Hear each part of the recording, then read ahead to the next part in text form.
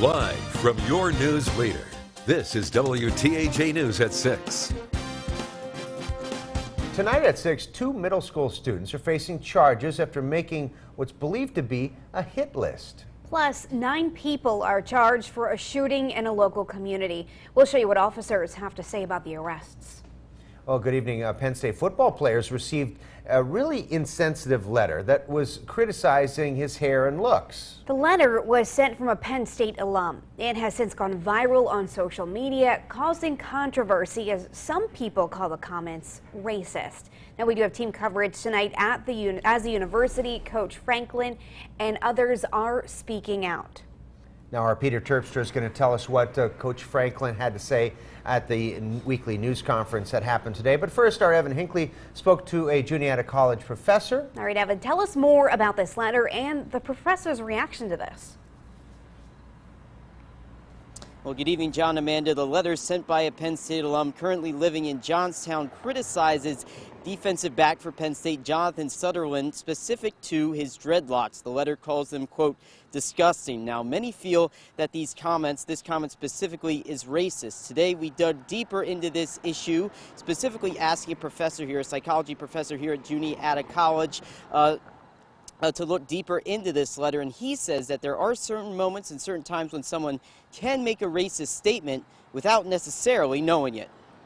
Racism still exists, and it's transformed, and we talked today about symbolic racism and ways that people may hold racist or sexist beliefs even though they're not aware that those beliefs are racist. Professor Philip Dunwoody says that's the case in the letter sent to Jonathan Sutherland, a black Penn State football player with dreadlocks, something the player has said are a part of his identity. Dunwoody, in analyzing the letter, says its writer, a PSU alum, believes in a specific image of what a football player should look like: clean cut. And that's based on an experience and a time in Penn State where this person was a student when the institution was whiter, right? Where there wasn't the diversity that you have there today.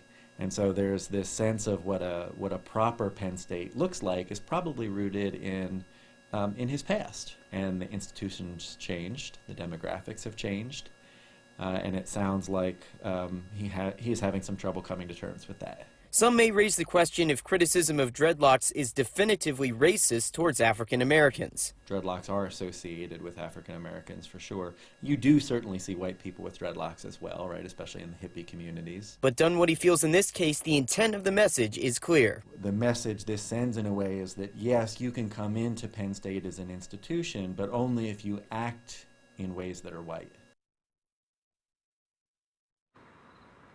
Now, Dunwoody adds that there are times to call people out, but also times to bring people in together for conversation about topics like this, in the hopes that both parties can move forward in a positive nature for the future. Reporting live here from the Juniata College campus here in Huntington County, Evan Hinckley for WTAJ News. We're now going to send things over to our sports director, Peter Terpstra, who heard from Coach James Franklin and other Penn State football players today about this letter. Pete. Yeah, you heard about the letter. Now you are about to hear from the team. Now, James Franklin took the time to give a passionate statement to start off his weekly press conference today after one of his players, Jonathan Sutherland, received a letter criticizing his hair. Now, Sutherland, as you heard, has dreadlocks. Here is what the team had to say.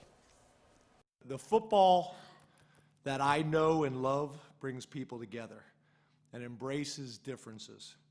Black, white, brown, Catholic, Jewish, or Muslim. Long hair, short hair, no hair. Jonathan Sutherland is one of the most respected players in our program.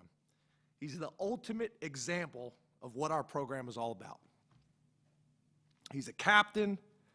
He's a Dean's List honor student. He's always in Lash. He's always working out, doing extra stuff, extra treatment. And he's, like I said, his character is extremely high. He takes pride in academics and things like that. So he's my locker neighbor, and I'm proud to be next to him. He's an outstanding human being. Now, Sutherland also took to Twitter today to give his own statement, saying in part, although the message was indeed rude, ignorant, and judging, I've taken no personal offense to it because personally, I must respect you as a person before I respect your opinion. He went on to say he does not need an apology and he is a forgiving person. Now, Sutherland is a sophomore in eligibility. He plays safety on the defense. He is one of the team's captains, starring on special teams, guys.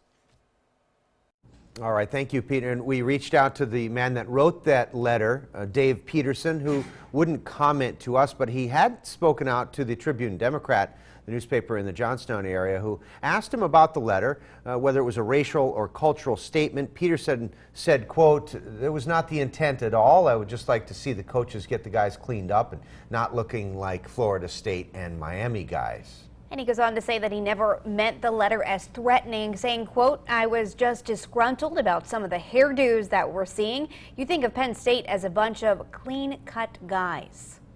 Now we're following this story as it develops. For all the very latest information and reaction, you can head to our website, wearecentralpa.com.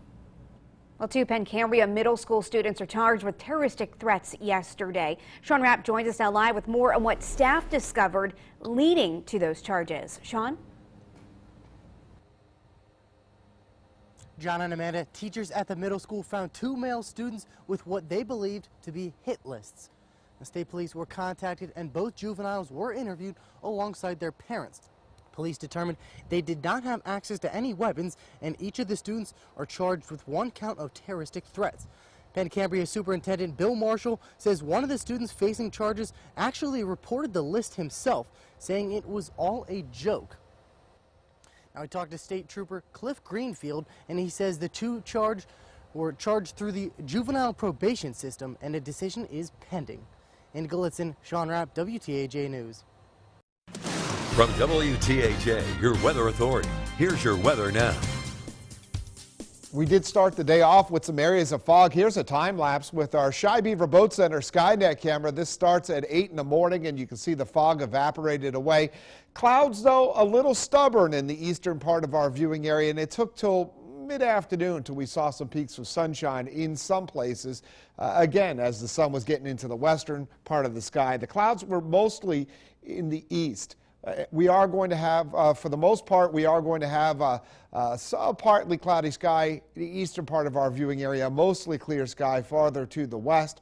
And yes, we do have some sprinkles that are falling across parts of West Virginia. And this disturbance will move northward for tonight, so there could be a sprinkle in some spots east of I-99. Temperatures right now in the 50s to the 60s, so it's comfortably cool, but milder than this time last night.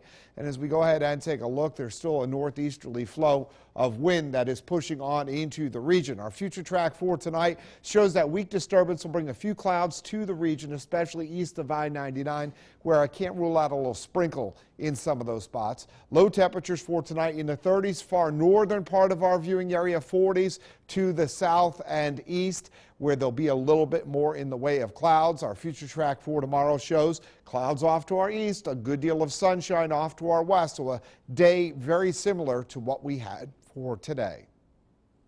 All right, thank you, Joe. Arrests have been made after a lengthy investigation into a shooting that happened in Coalport in June. The Clearfield County District Attorney says 3 adults and 6 juveniles are charged. Our Allison Gens joins us now live. So, Allison, can you tell us what else did the District Attorney have to say this afternoon? Yeah, John, Amanda, the District Attorney Bill Shaw, he says that these arrests are just a first in the effort to make Coalport a safer community. Reports of shots fired shut down the streets of Coalport on June 26th.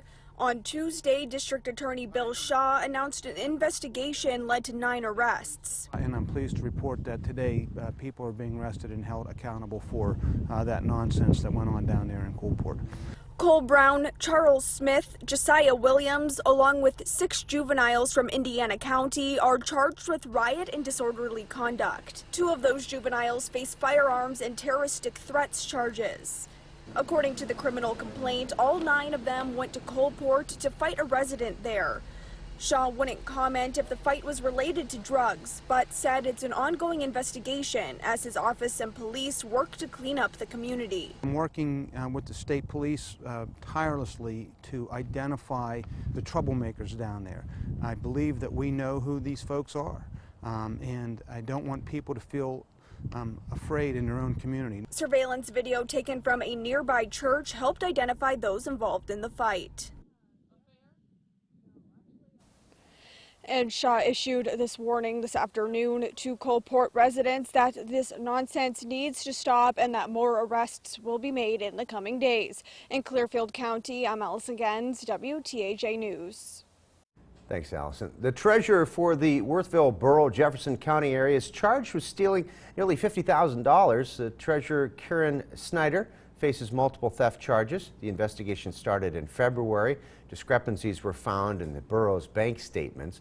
The criminal complaint indicates Snyder admitted to using borough funds to cover personal expenses. Snyder resigned as the treasurer in May, and we want to clarify the charges only pertain to Snyder, not the Jefferson County treasurer. A local veteran is trying to help other area servicemen and women with their PTSD. Brian Decker, who suffered from PTSD and anxiety, started the nonprofit Last Line. Through the program, he gives veterans with free vacations to his family's farm in Fulton County. Decker recently also opened a storefront in Everett where folks can donate clothing and buy Last Line apparel. Proceeds go towards building tiny homes for veterans and their families to stay at his property. They see people treating people like you're not supposed to do. And it's just important to make them feel like they're not forgotten and they still have brothers out there that are willing to go out of their way to assist them in any way possible. Decker says the grand opening for the shop is November 1st. And if you'd like to come to the store before then, you could just send him a message on social media.